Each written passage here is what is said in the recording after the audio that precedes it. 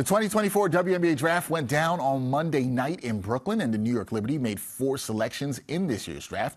We're going to break it all down with 2 of my favorite people to talk women's hoops with, the amazing women's basketball insider and founder of Girls Talk Sports TV, Khristina Williams, and the Liberty beat reporter for Winsider, and also the co-host of Pull Up with Myles and Owen, Myles Ehrlich, and both join me in studio now. How you doing, guys? Doing good. Doing great, doing great. You guys survived the WNBA draft? You're fine? You're well? Rested? Yes. Probably not. I don't know about rested, yeah. I officially need I survived the 2024 WNBA draft t-shirt. You guys were busy. I saw it all over social media, and we have so much to talk about because we're going to talk about the Liberty. We're going to talk about the league as a whole. But the Liberty, they had a first-round pick, right? They had 2 second-round picks, and they had a third-round pick. So let's start with their first-round pick, Marquisha Davis. The team selected her 11th overall. What do you like about this Ole Miss forwards game, and how do you think she can help the Liberty this season? This one's for both of you. I'm going to start with you, Khristina. How do you think she impacts the team and fits this current roster? Well, one of the things that we've been saying about this New York Liberty team was the first year with the new core group was about chemistry, and this one is about continuity.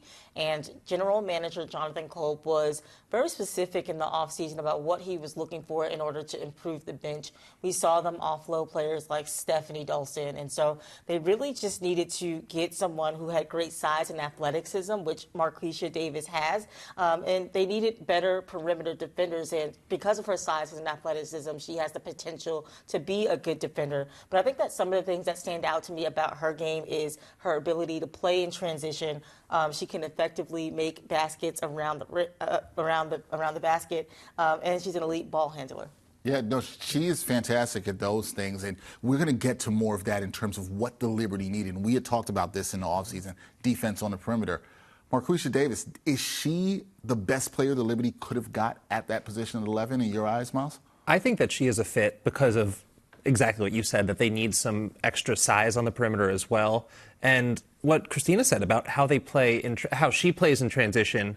When you look at Ole Miss, they were the middle of the country in terms of pace, but she still got her buckets. And she was one of only 7 players that are above 6 feet tall to average more than 4.5 points per 4.5 points per 40 minutes in transition.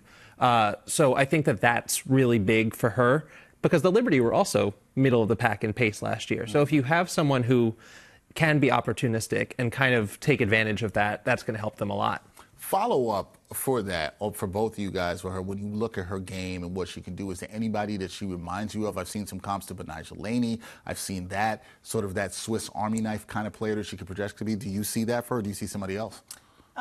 I mean, I would go with what everyone else is saying. Like, you can definitely see flashes of Betnijah Laney being a great defender, but can get a bucket when needed. And so I think that she's going to be a great addition to the team.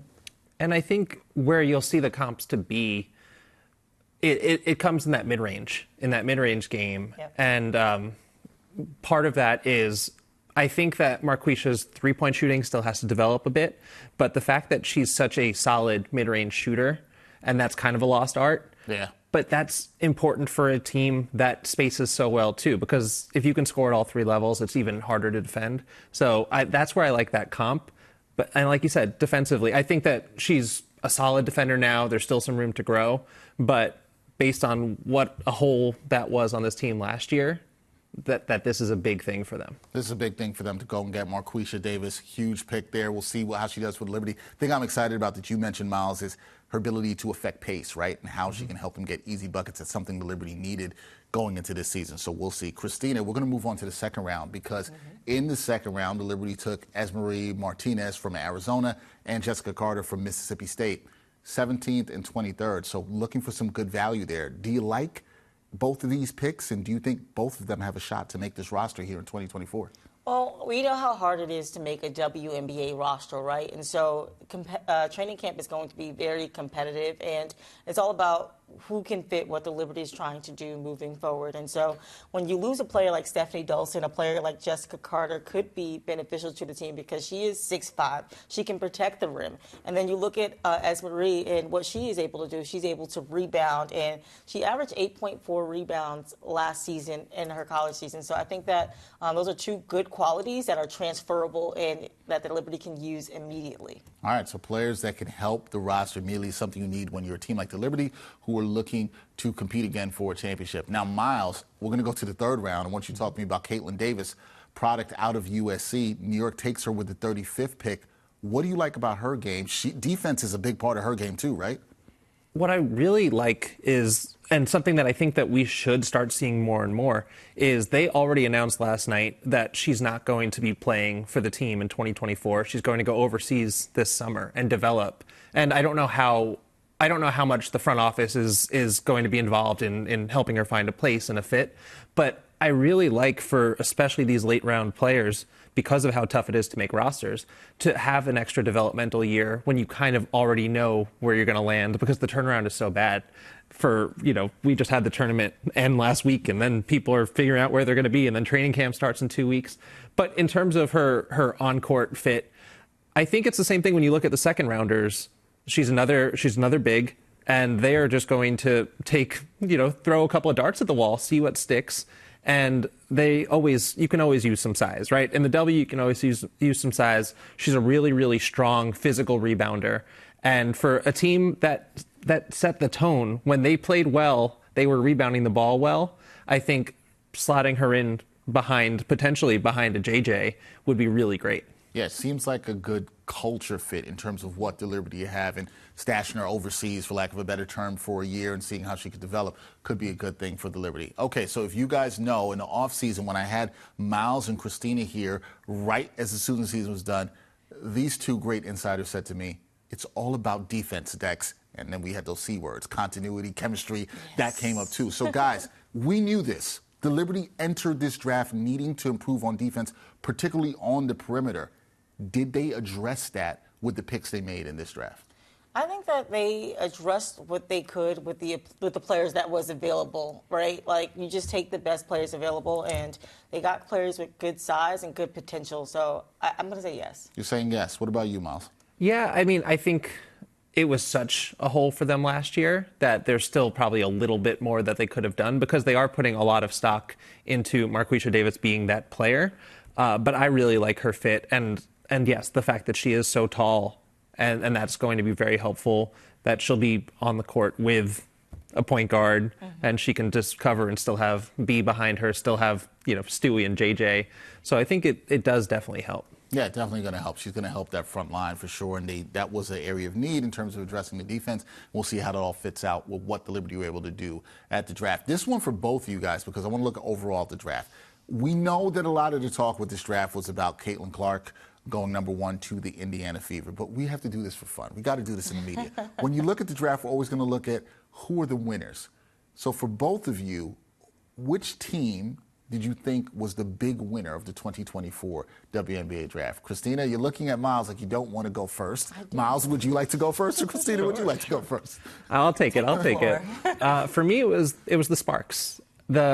I was a little bit surprised, actually, that they had the chance to take Rickea Jackson 4th, because initially I was thinking they were on the clock at 2, and then you knew that Cam Brink and Camila Cardoso were both available, and I thought if you wanted Rickea, you should go take her 2, and then you have whichever big is left. They were able to go and get Cameron Brink and then still get Rickea, and then they picked up Mackenzie Forbes later, who is just a big shot maker.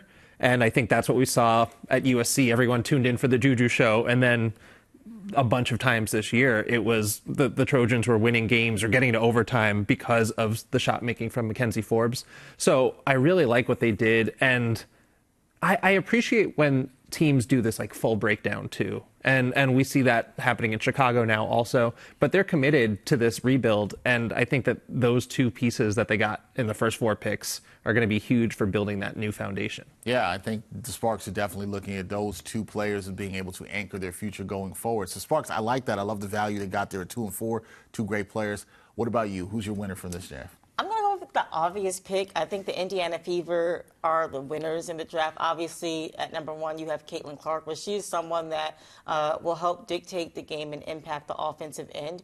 Currently, they have Erica Wheeler, who's a WNBA veteran, averaging over 9 points a game, but they need more scoring, and I think that Caitlin Clark can help not only facilitate the Indiana Fever's offense and help get players open and hit Aaliyah in the post as well. I think that she can get them buckets that they need. She can shoot from the three-point range as well. And so I think that that's an upgrade at the point guard position. Going into the season, I think they also improved on the defensive end by adding Celeste Taylor from Ohio State. The Indiana Fever finished 11th in defensive ranking last season, and so adding a player who, like Celeste, who's won all defensive honors in college, I think that it'll help and upgrade them on the defensive end. They already have Lexi Hall and Alyssa and Aaliyah, and so I think that they're becoming a better all-around team. You would think so. You'd think the Fever may be one of those teams to watch this year in the W that can sort of make that jump like that. And Celeste Taylor, obviously New York product. She actually just sat here at this desk last week and talked to us about what she thinks she could do in the W, so we'll see what she's able to do with the Fever. Last thing for you both, I want to get back to the Liberty because we know the team is looking to build on last year's run to the finals.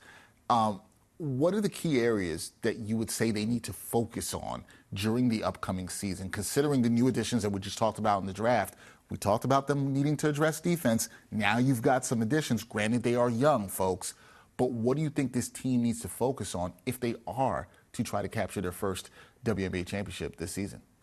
I would say that last year, when we talk all the time about that continuity and about building that chemistry up with that starting five. But what we saw is a team that largely ran out of gas at the end. So I think this year, now that those starters are already familiar with each other, I think they've got to go a little deeper. I think, especially when we think about the fact that it's still a 40-game season, even with the Olympic break, so the schedule's even more condensed, they need to make sure that they can be fresh and that the games in May don't matter as much as the games in October. Right, you don't want burnout, as you just said, by the end of the season because you want to still be playing. So that's where depth matters. You still want to be playing at optimal level. What about you? What do you think this team really needs to focus on this season if they are to reach that goal? We have the three C's: chemistry, conditioning, and continuity. Yeah, I forgot. Chemistry is another C. You're right. I think that the next thing is just addressing that perimeter defense. And we saw how much of a weakness it was against some teams that like to space the floor. And so just focusing on that and zeroing in on that, I think that could be a key factor in turning the page for this New York Liberty team. But that's going to come with those three C's as well. And so I think that that's an area of focus for this team. I'm wondering personally how much the defense can improve from last year to this year, especially when you add a Marquisha Davis. And I don't want to expect her to just dramatically change the whole defense as a rookie, but they're a player. They're believing that she can come in and have an impact, and we'll see how much impact she actually does have here. So we will see. You guys, as always, a fantastic job of breaking down the W, breaking down the Liberty. These are my guys. You know, when it comes to W Insider, you're going to see it. Khristina Williams, the founder of Girls Talk Sports TV. Myles Ehrlich, the great Liberty beat reporter for Winsider. Also, catch him on his podcast with our guy, Owen Pence. Pull Up with Myles and Owen. Check that out as well, too. Guys, thank you for joining me. We are less than a month away from the W season. Yep. It is about to be, people are going to see a lot of you this season. People are going to see a lot of you both this season. You know how much I love talking to you guys, so thank you again. Thank you. Thanks so much, Dex. No problem. We'll be back soon with more W coverage coming up in the next month and all through the summer.